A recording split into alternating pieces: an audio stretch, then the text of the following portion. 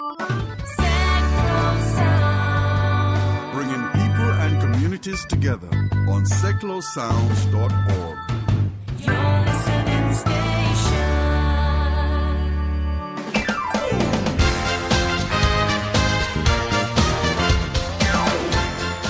Hi, I'm Terry Sullivan and welcome to this week's Sticks radio show here on Seclo Sound. Have a returning guest today, one of my favourites and I know one of yours. Last few weeks I've been asking for questions for him from his fans and I got loads from across the world. His name is none other than Les McKeown. He's the frontman of the legendary Bay City Rollers and could be talking to him in a little while from his dressing room in Scotland. But first let's play a song. Well, this is a live version recorded a couple of years ago of Les and the legendary Bay City Rollers and it's called Saturday Night.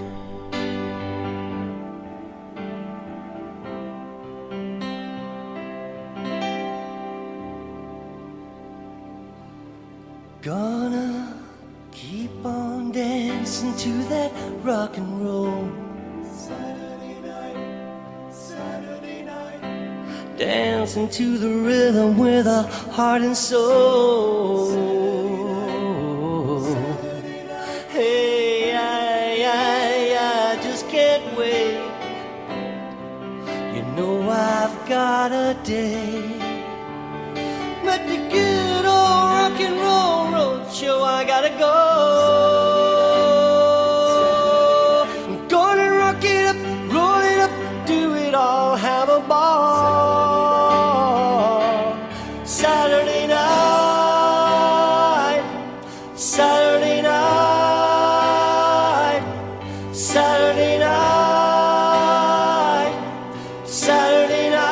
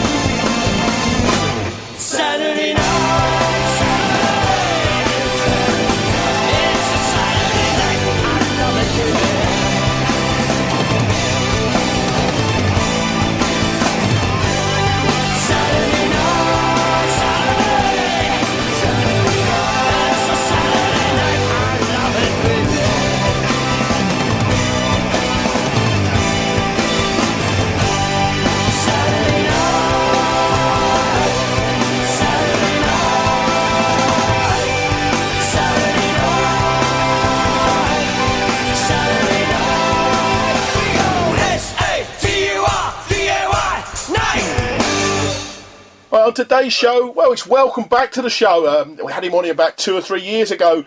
The fabulous Les McKeown of the Bay City Rollers. Good morning, Les. How are we doing? It's great.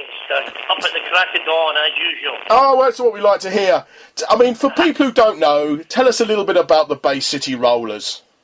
Bay City Rollers were a big, famous young band that were immediately following the Beatles, I think, in regards to the kind of reaction they got with their fans. They had Beatlemania, and then the next mania after that was Roller Mania. Yep. We were the biggest band on the planet at that time. We were all 21 or under. It's what you would call today a boy band, although I don't like that kind of phrase, really. But we were that kind of, we appealed to the very young generation. We had lots and lots of great hits all over the world: Australia, Japan, America, Germany, Switzerland, Afghanistan, Iraq, Israel, you name it, we were number one. Yep. And that lasted about 3 or 4 years. And you did really. And that was back 1974 to 77, sort of thing. Yeah. I mean, you when you say you're a boy band, you weren't really a boy band because you played instruments as well, didn't you?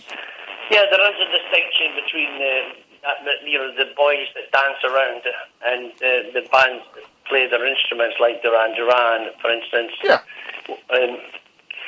Who had a kind of like appeal similar to the Bay City Rollers, although maybe not as big. For those people who don't know, around that time there was probably two bands around. There was yourselves, the Bay City Rollers, and then there was the American band called the Osmonds. I don't know what happened to them, but Well, the Osmonds are still going around. I know they are. I'm joking. They're still playing, and Donny's very much in the thing. But I mean, there was fans of the Osmonds and fans of the Bay City Rollers, I think, wasn't there? And that was it. Yeah. But these days I think they all come together now. Yeah. Hello. Hello. Yep. I mean, can you hear me all right? I can hear you fine, Les. It's fine. All right. Yeah, I mean, yeah, and I mean, since then you've been doing a solo career. You've worked with quite a few other bands. You worked with a German band called Ego Trip, and you had huge hits in Japan and Germany, selling out millions of records. That's right. That was 1979. That was unbelievable, wasn't it? 79, 1881. Yeah, I must admit, I didn't know that about you. And also, in the year 1989, you were working with a theatre company called the Tartan Army. That's right. That was a club kind of thing where all the club circuits was taken off. I developed that Tartan Army troupe, you would call it, mad people. And we did, mad dance versions of Bye Bye Baby and Shang Lang. Woo! Yeah. Well, I'll tell you what, your songs have been covered by a lot of people. I was recently out at a show and I saw the old 70s legends, Brotherhood of Man, and they did a couple of your songs. They did Shang-a-Lang and Summer Love Sensation live on stage. Wow. Which they did really well, actually. I was quite surprised. And they were outside, and I thought, hello. They played tribute to you, which I thought was very, very nice. Yep, very good. It's always good. But, I mean, people who don't know you, I mean, you had hits with Shang-a-Lang, Summer Love Sensation, All of Me Loves All of You, Bye Bye Baby, Give a Little Love. And they're all classic songs, and people know those songs, even if they don't know the Bay City Rollers, if you're too young to remember the Bay City Rollers. That's right. If I meet some young people, they say, well, what kind of record did you sing? And if I hum a few bars of Bye Bye Baby, was that you? Yeah, I know. I've had the pleasure of seeing you. I think it was a couple of years ago when you were touring before. I had the pleasure of seeing you, and I can tell the fans, what new or old, Leslie's back, singing better, looking better than ever before, and it's a show not to be missed. And we'll go through the dates later on.